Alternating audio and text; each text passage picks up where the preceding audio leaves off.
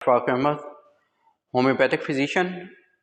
आज मैं जिस बीमारी का होम्योपैथिक इलाज बताने लगा हूँ वो है यूरिक एसिड का बॉडी के अंदर बढ़ जाना। आजकल जो है बहुत ज़्यादा पेशेंट इसके आ रहे हैं कि आके बताते हैं कि डॉक्टर साहब हमने जो है ना टेस्ट कराए हैं तो उसमें जो है ना यूरिक एसिड जो है ना बढ़ा हुआ आ रहा है। तो काफ़ी सारी इसकी वजूहत हो सकती हैं, डाइटरी वजूहत भी हो सकती हैं। वैसे तो यूरिक एसिड जो है बॉडी के अंदर नॉर्मल बन रहा होता है,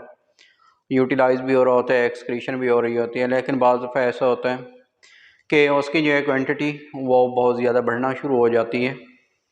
और जब ये हमारे जिस्म के अंदर इसकी मिकदार बढ़ती है तो फिर ये इसकी क्रिस्टल्स बन जाती हैं और ये क्रिस्टल जो है मुख्तलिफ जॉइंट्स के अंदर जो है जोड़ों के अंदर जमा हो जाती हैं, जिसकी वजह से जॉइंट्स पेन जो है बहुत ज़्यादा अपेयर हो रहा होता है। ख़ास तौर पे जो पाँव का अंगूठा है उसके अंदर जो पहला इसमें अफेक्टेड पार्ट होता है, जोड़ होता है, वो पाँव के अंगूठे का होता है। तो जब ये यूरिक एसिड की क्रिस्टल जो है उसके अंदर जमा होती हैं तो उसमें जो है ना वहाँ पे जो है ना वो स्वेलिंग हो जाती है, सोजिश। इसी तरह जो है ना वो सुर्ख हो जाता है, दर्द बहुत ज़्यादा हो रहा होता है, चलने फिरने के अंदर जो है ना उसको प्रॉब्लम आ रहा होता है। तो ये जो है यूरिक एसिड जब वो टेस्ट परफॉर्म किए जाते हैं तो उसमें यूरिक एसिड जो है ना वो बढ़ जाते हैं। तो अब इसमें आज मैं बताऊंगा कि होम्योपैथी के अंदर कौन कौन सी ऐसी मेडिसिन है जो कि यूरिक एसिड का लेवल अगर बॉडी के अंदर बढ़ जाए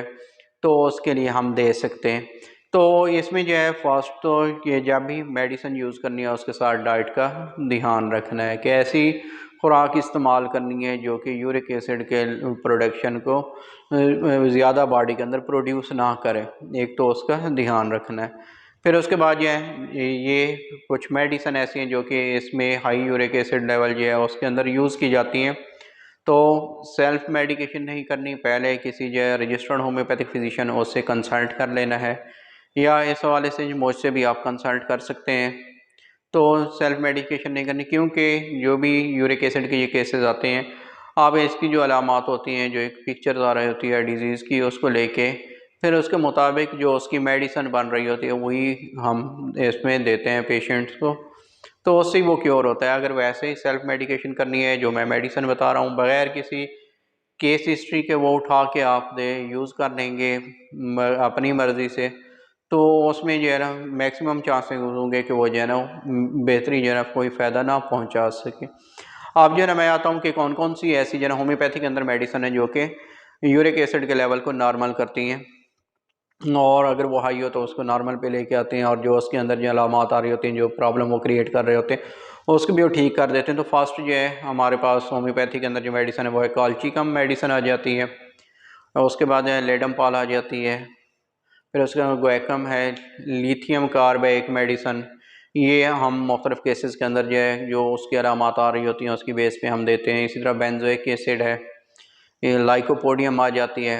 रोडोडेंड्रॉन है, इस तरह बर्बेरिस है, बर्बेरिस वल्गैरिस जो है और वो भी हम देते हैं। अब ये डिपेंड कर रहा होता है कि जो है ना वो जो है क्रिस्टल जो बनी हुई है वो किन जॉइंट्स को उन्होंने अफेक्ट किया हुआ है, ज़्यादातर वहाँ पे पेन किस तरह का होता है, अफेक्टेड पार्ट जो है बॉडी का वो कैसा फील हो रहा होता है, ओके उसकी अपीयरेंस कैसी होती है। तो इन सब चीज़ों को मद्देनज़र रखते हुए हमने ये मेडिसिन जो है ना वो देनी है पेशेंट्स को। फिर उसके बाद ऑसिमम कहना है, इस तरह प्रेरा ब्रेवा है एक मेडिसन, ये भी हम जो मुख्तलिफ केसेस जो हैं यूरिक एसिड हाई लेवल जो अगर हो जाए तो उसके अंदर हम ये भी इस्तेमाल कराते हैं। रस्टॉक्स आ जाती है, फ्रेजेरिया है और स्पाइना है। ये चंद मेडिसिन ऐसी हैं जो कि यूरिक एसिड के लेवल को बॉडी के अंदर नॉर्मल लेवल पे लेके आते हैं, आने में हेल्प करती हैं। इसके अलावा और भी काफ़ी सारी मेडिसिन हैं जो कि इसके लिए यूज़ की जा सकती हैं, क्योंकि जैसे बताया है कि इसके लिए हमने पूरा केस ही लेना होता है। तो उसके साथ जो सिम्टम्स होते हैं या कोई और अगर डिज़ीज़ है तो उसकी बेस पे हो सकता है कि इन मेडिसिन में से कोई भी मेडिसिन ना बन रही हो। तो ओवरऑल जो है ना हमने ये देखना होता है कि वो जिन जो जो अलामात हमारे पास आ रही हैं उसके मुताबिक कौन सी मेडिसिन बन रही है, फिर ही वही हम इसमें इस्तेमाल कराते हैं।